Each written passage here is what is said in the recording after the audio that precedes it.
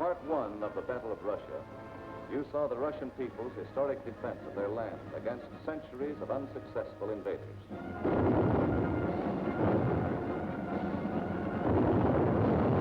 You also saw how after 5.5 months of Nazi blitz, the Russians stopped Hitler at the very gates of Moscow, and how, in spite of Hitler's prediction that by December of 1941, the swastika would fly over the Kremlin towers. December had come, but it wasn't the swastika that flew over the Russian capital, and it wasn't the Nazi conquerors who marched through the streets of the ancient city, but fresh reserves of the Red Army on their way to reinforce and relieve the front lines.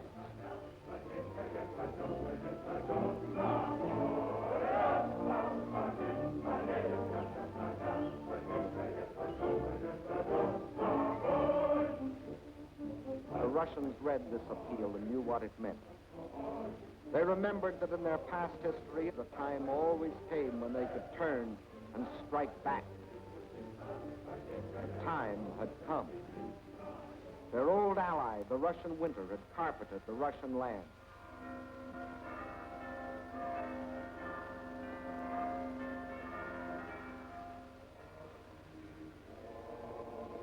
And while in the churches of Russia, men of God prayed for victory against the invader,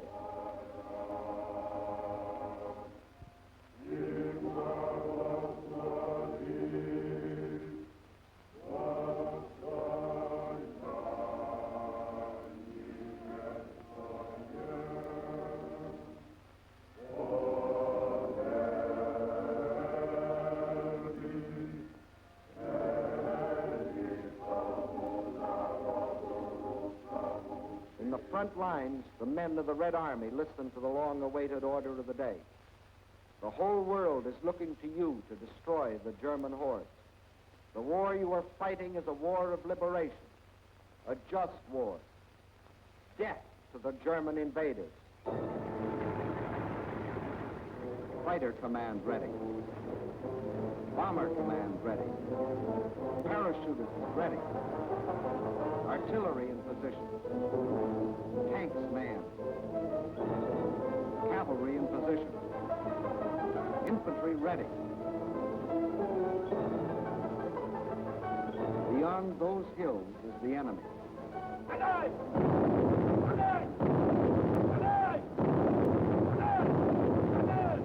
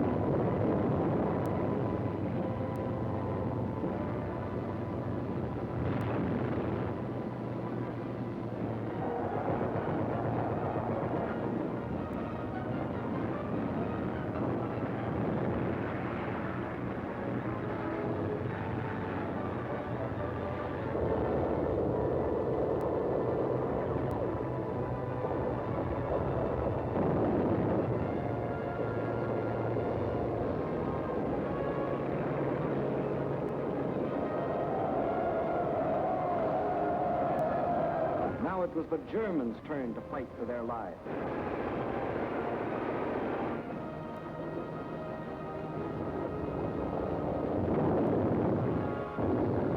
Now, for the first time, it was the German army that retreated.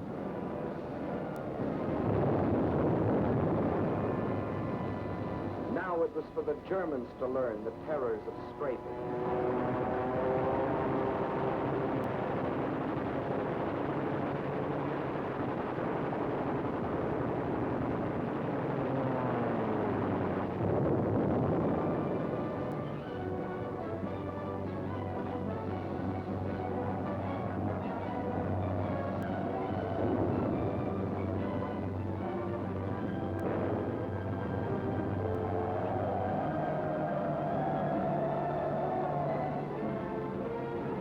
Village after village, town after town, on the Red Army swept through the country which for days and weeks had been under the invaders' yoke.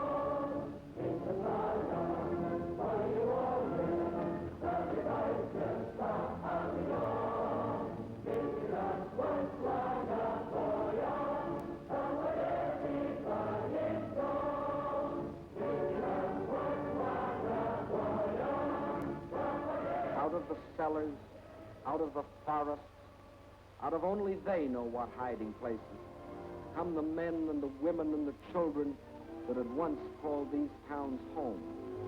Soldiers and guerrillas find wives and mothers. Friends are reunited. There is thanksgiving in their streets, thanksgiving in their hearts. But there is also something else, something they will never forget, their ruined homes. The shattered towns they once had known as thriving and prosperous communities. They stand gutted now, ghostly relics of what they once had been. Nothing has been spared.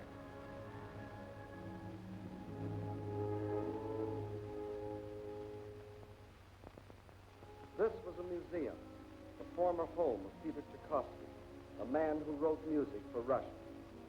Music that sought the heart of his own people. And because it found that heart, it found the hearts of people everywhere.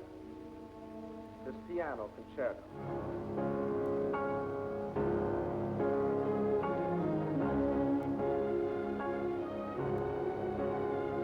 The Fifth Symphony.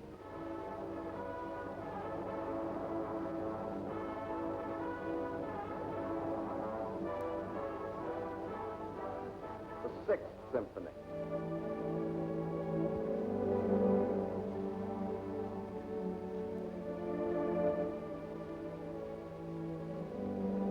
His work was, is, and always will be inspiration to countless millions.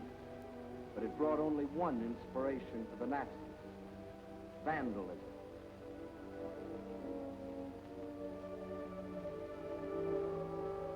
And this was the home of Leo Tolstoy, the author of the immortal novel, War and Peace. His home, too, was a museum, until the Germans came. And this is Tolstoy's grave. If the Nazis buried nearby had read his famous book, they would have learned their fate beforehand. But there were other dead the Nazis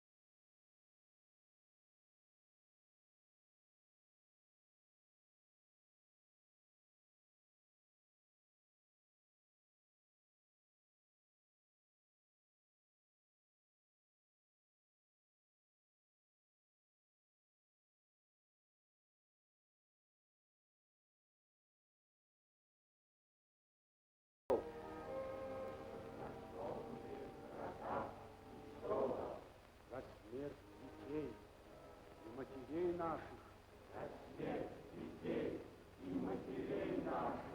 За пытки и издевательство над моим народом.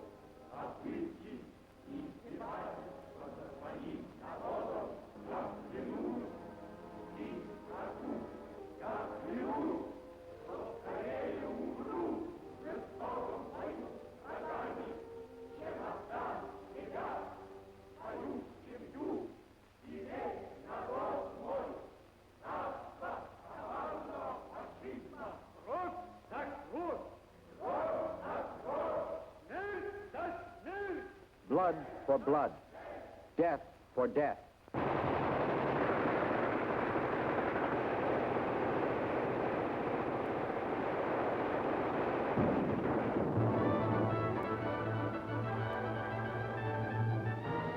That is the reason the Russians smashed on, deeper and deeper, along the entire front from Rostov to Leningrad. Nowhere could the tide of Russian pressure be stopped. And by spring of 1942, this area was delivered from the Germans. But this was not the important result. Not that this town or that village was retaken, but that the whole legend of Nazi invincibility had been shattered. German armies could retreat too. German armies could be defeated. German troops could be captured.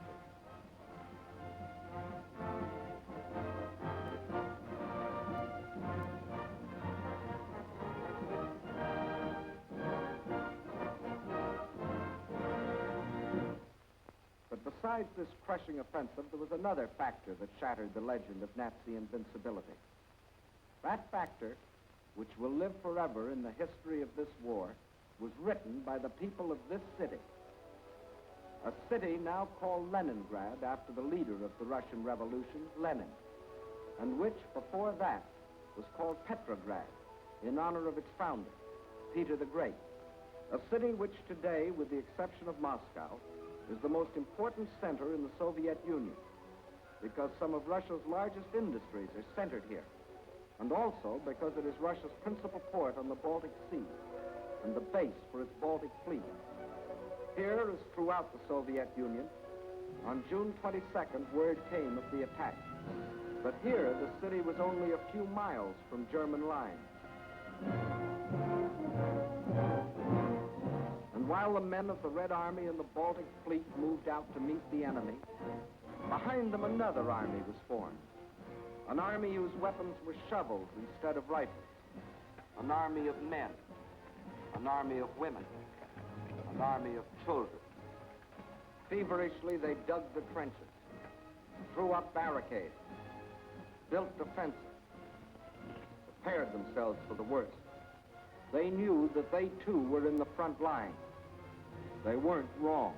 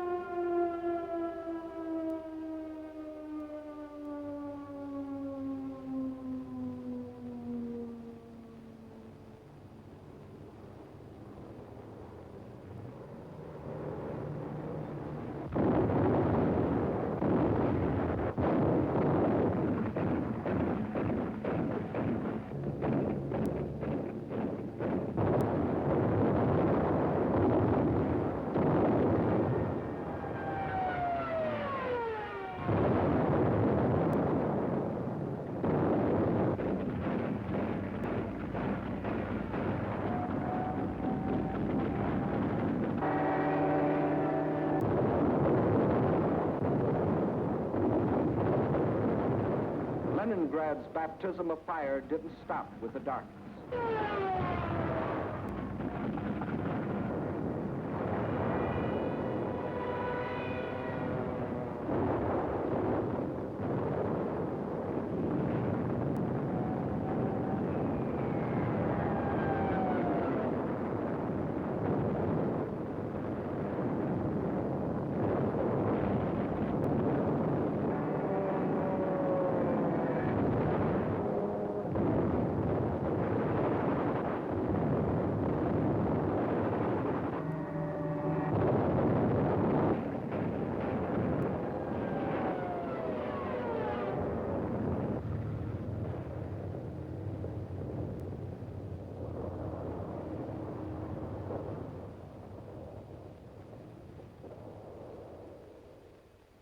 finally the morning comes, and the people of Leningrad dig themselves out from the ruins.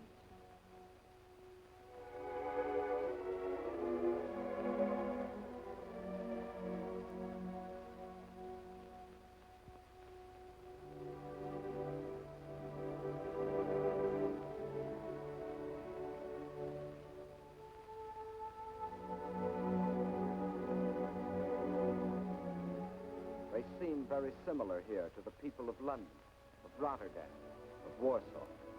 As in those cities, there were ruined homes, museums, and other important military objectives, like the Russian Dumbo from the Leningrad Zoo. But there was one important difference. Bombing from the air was only one small part of what the people of Leningrad had to face. In September, the Nazis surrounded the city and announced it was cut off and doomed. The German commander sent the city an ultimatum demanding its surrender. He is still waiting for the answer. Thus began the siege of Leningrad, a siege that was to last for nearly 17 months. In Leningrad, as everywhere else in Russia, the winter came early that year. A cold, hard winter, the hardest in years. But here, unlike everywhere else in Russia, the winter wasn't an ally, but an enemy. Here, the 10, 20, 30 below zero temperatures could only mean more suffering, more hardship. In the trenches outside the city, trenches of snow and of ice, the defenders stuck firm to their oath, to die if necessary, but not to go backward one more step. And the enemy, in spite of all its efforts, was stopped at the very gates of the city. A city now facing disease, famine, destitution. There was no oil for fuel, no power for the electric line, but the people defied the elements and trudged the necessary miles to lathe and workbench. There was no food, and the whole city went on starvation rations. The factory, and to keep the dread enemy of disease from stalking the streets of their city, an army of women worked with shovels, worked with picks in those streets every day, clearing away the rubble, the refuse, the sources of contamination. Bombs from the air couldn't force the defenders of Leningrad to surrender. Winter couldn't do it. Hunger couldn't do it. So the Germans decided to shell them into surrender. For days, long-range guns hurled ton after ton of high explosives into the heart of the city.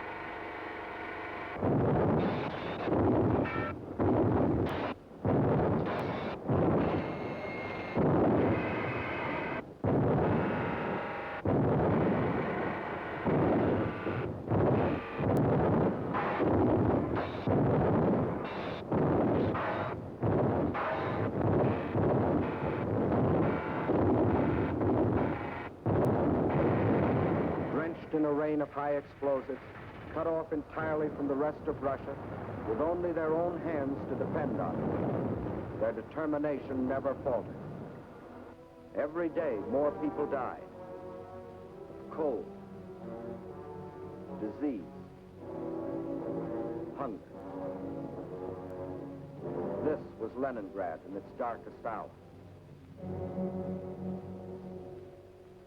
And then a miracle happened.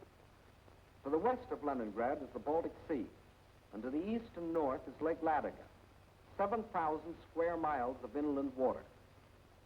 The Finns and the Germans occupied one border of the lake to about this point, and in the south the Germans controlled the lake to here.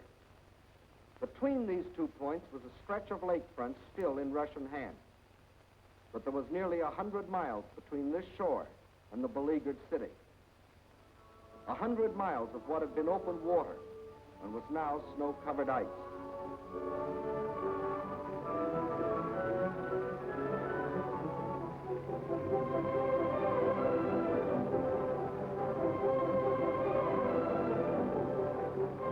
Across this frozen surface now went tractors, sledges, carving a road across the lake. And soon across this highway, from the far side of the lake, poured a stream of trucks,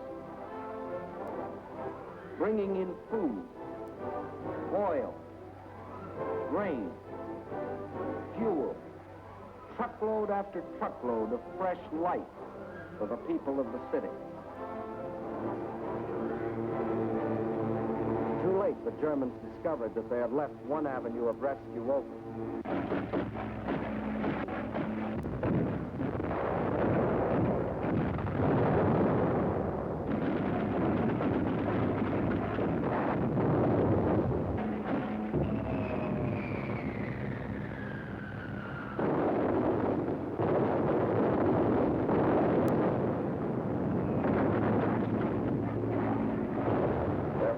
Bombed the road, but the trucks kept rolling, by day and by night.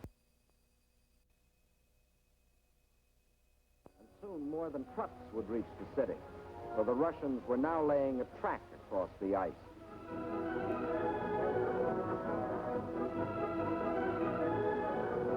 To the heroes of Leningrad, says the inscription on this locomotive as it starts its pioneer voyage.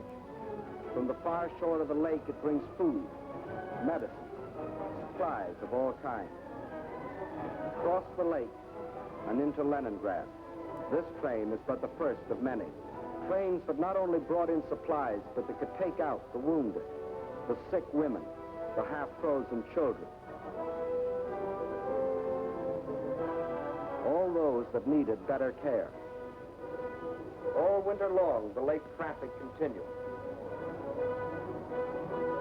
And all through that terrible winter, the men of the Red Army, outside the city, found the strength not only to defend, but to attack. Time after time, they hurled themselves against the invader, driving him inch by inch back from the city's outskirts.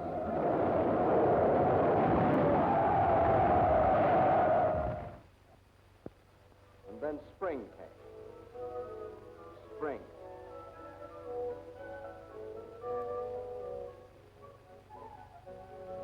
Outside Leningrad, the snows begin to thaw, and German bodies are washed from their icebox graves, mute evidence of Russian tenacity.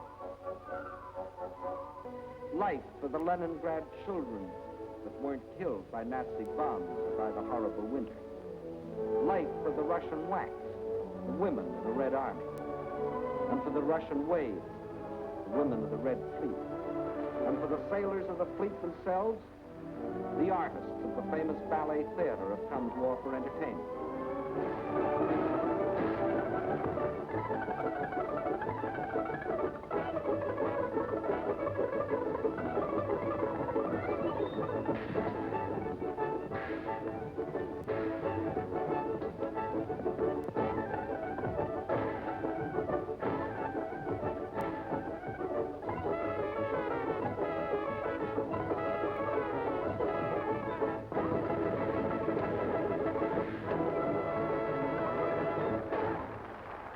Spring is here. Summer is coming. And Leningrad is still free. Although some Germans did finally succeed in getting into the city. But under different circumstances than they had anticipated.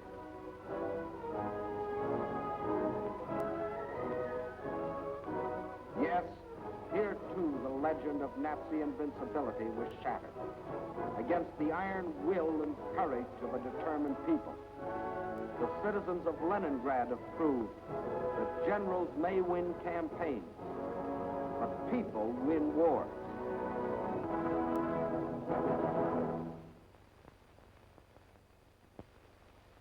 By summer of 1942, new posters were appearing in the streets of Moscow. Posters that greeted and welcomed their allies. allies whose help was already arriving in Russian ports, allies whose friendliness had sent drugs and food and warm clothing to help sustain them in their darkest hour. But in spite of all this, the staff of the Red Army knew that they still faced the most powerful enemy in history, and that enemy would attack again. But when this attack came, the whole German strength was to be concentrated on one objective: the Caucasus and oil. The Caucasus Mountains represent one of the toughest military obstacles in the world. Towering peaks rising to heights of as much as 18,000 feet, with only one practical highway traversing them. And Baku, the biggest oil field, is on the other side. To reach Baku, the only feasible military route was along the coast to the Caspian Sea. But the map shows what a dangerously extended supply line this would entail. To make the operation a success for the Germans, the first necessity was control of the northern hub of the rail lines of the area and a new base of operations.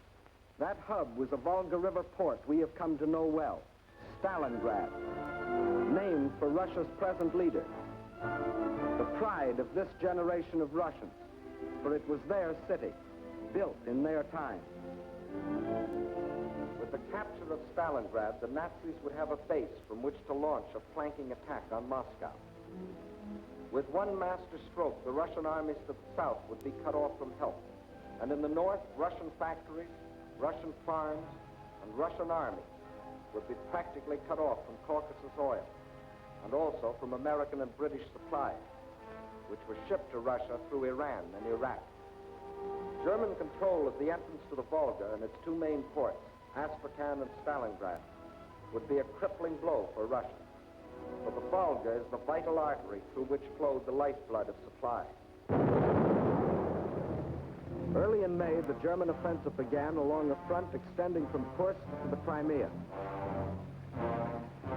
Within 2 weeks, the Nazi steamroller had overrun the Kerch Peninsula, although 2 months more were to elapse before embattled Sevastopol finally fell, giving the Nazis complete control of the Crimea and the southern route to the Caucasian oil fields.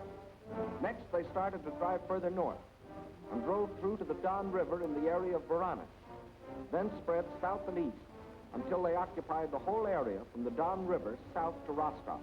This left them in perfect position to strike against Stalingrad.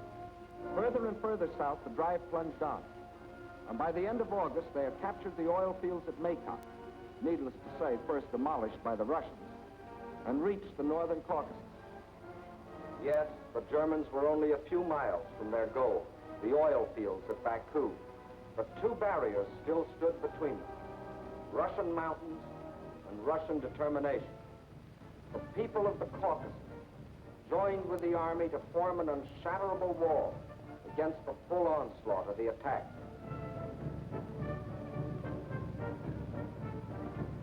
Further north, the Nazi pincers were within 15 miles of Stalingrad.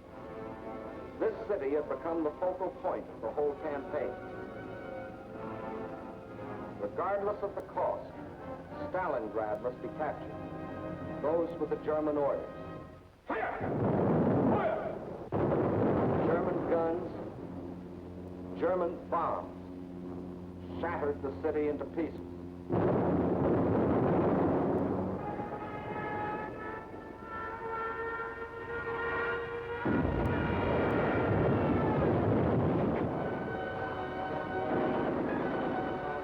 By September 20th, the Germans, after 30 days of grueling and ceaseless fighting, battled their way into the city's outskirts.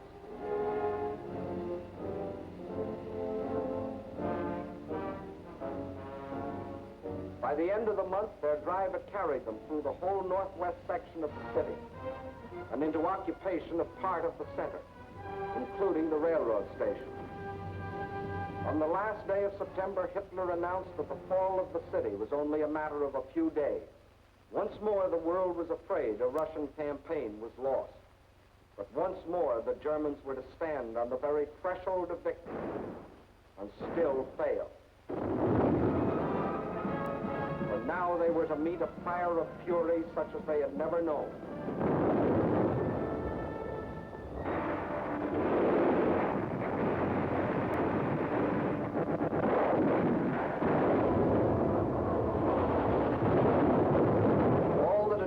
before, the battles waged in the streets of Kiev, Rostov, Odessa, Sevastopol, these were all preludes to what happened in Stalingrad.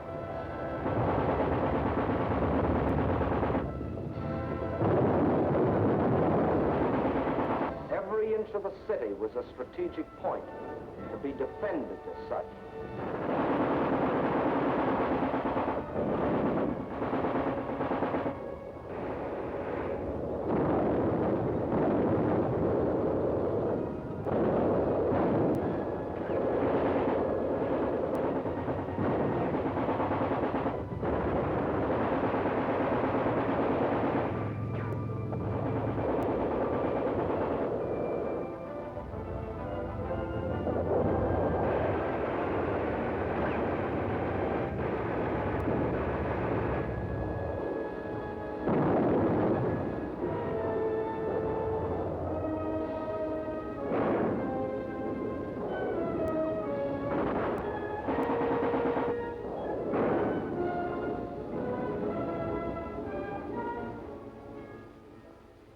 By the end of October, snow covered Stalingrad.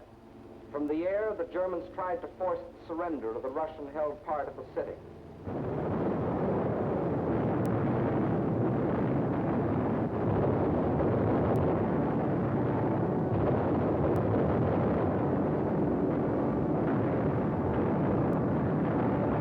At the same time, the battle of the streets continued.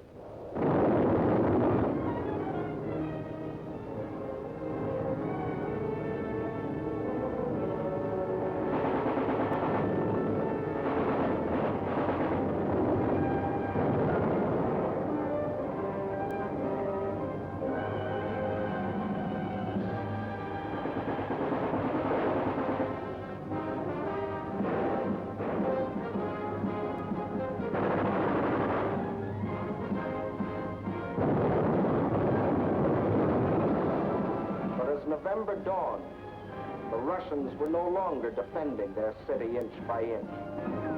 Inch by inch, they were regaining it.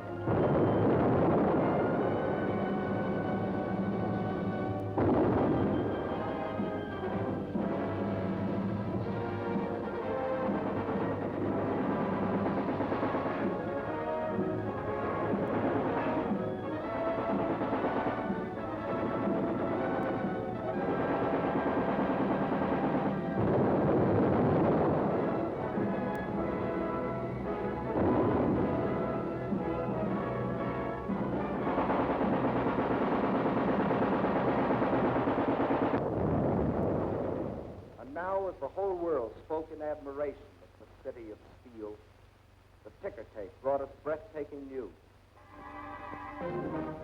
American and British troops had landed in and occupied North Africa. Further east, the British Eighth Army was driving westward, pursuing the vaunted Africa Corps. And in the northeast, the Red Army had launched its smashing counteroffensive. The Germans were learning the real meaning of the word combined operations. As though a spring had been released, the Russians attacked along the entire front. In the far north, the Germans felt the first impacts as the Russians recaptured Schlisselburg, breaking the Axis ring around Leningrad. Soon after, another offensive lashed out further south, bypassing the Germans' defense position of Rzhev and plunging down to Veliki Luki. Still another Russian blow fell in the Voronezh area, pushing a threatening spearhead deep into the German line. In the far south, the Germans were moving away from Grozny instead of toward it, under the force of the Russian attack. At Stalingrad, the Germans were about to meet new opponents.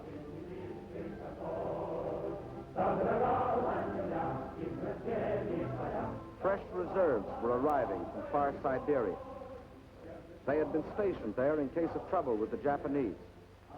Now these troops had been transported to relieve the embattled defenders of Stalingrad.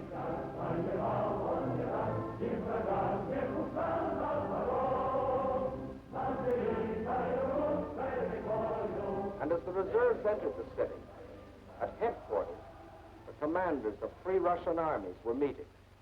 The Germans had fought for Stalingrad as a prize. The Russians were determined to make it a trap. Two simultaneous attacks were launched. one from the north, one from the south. The German armies encircling Stalingrad were now themselves threatened with encirclement. Finally, the two prongs met.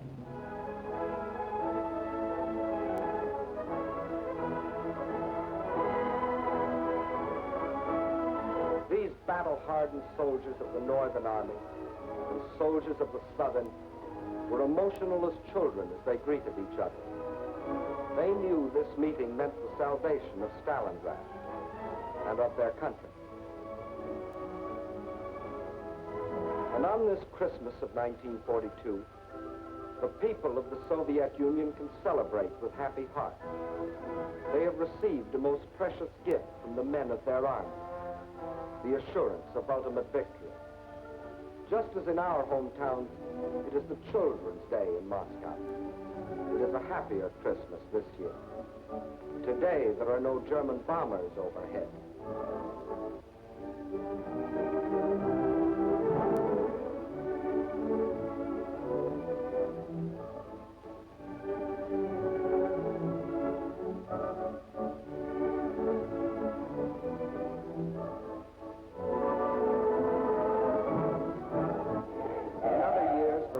Like ourselves, celebrated on New Year's Eve, but not now. The factories are just as busy as on any other night. The moment comes. It is the New Year. С Новым годом!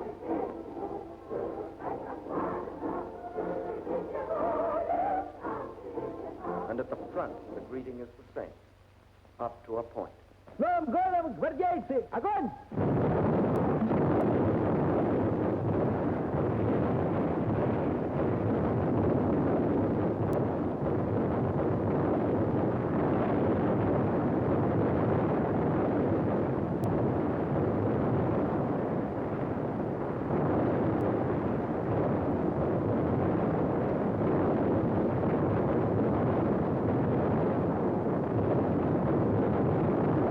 Outside Stalingrad, the icy winter becomes a fiery hell.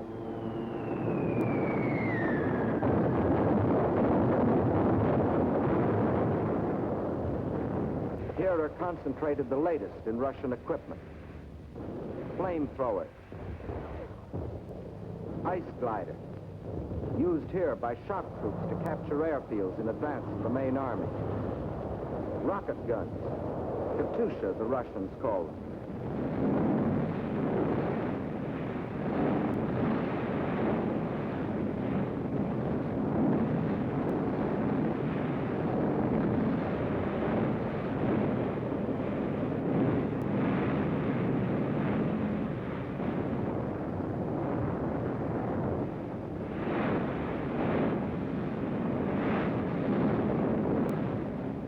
Every last resource of the Red Army was thrown into a crushing offense of ultimate destruction.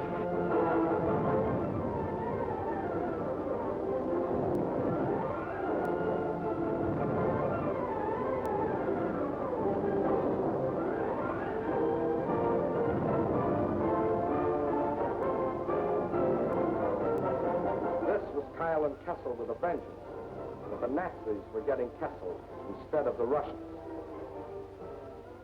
And on February the 2nd, 1943, after 162 days of the heaviest fighting in the history of warfare, the last shot was fired. Peace came to Stalingrad. In the shattered streets, the blasted ruins, the ghastly evidence of their ordeal, the defenders of the city greet the rescuing army of the dawn. Stalingrad is free. The Nazis had capitulated.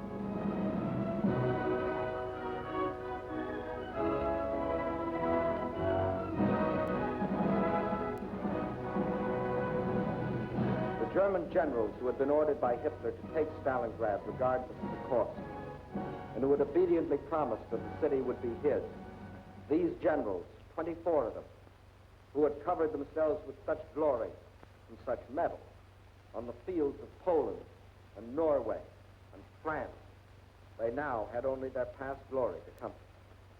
This is Field Marshal von Paulus, commander-in-chief of the German armies at Stalingrad. This is the man who told his soldiers that if they surrendered, he would see to it that their families died in reprisal. When he faced his captors, perhaps his worried expression reflected an anxiety that Hitler might take the same revenge on his family.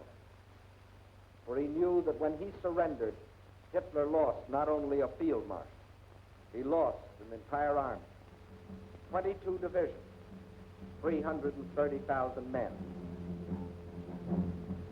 These are the men who had been promised that as conquerors they would winter in Stalingrad.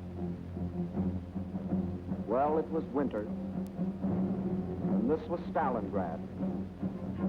Here were the conquerors.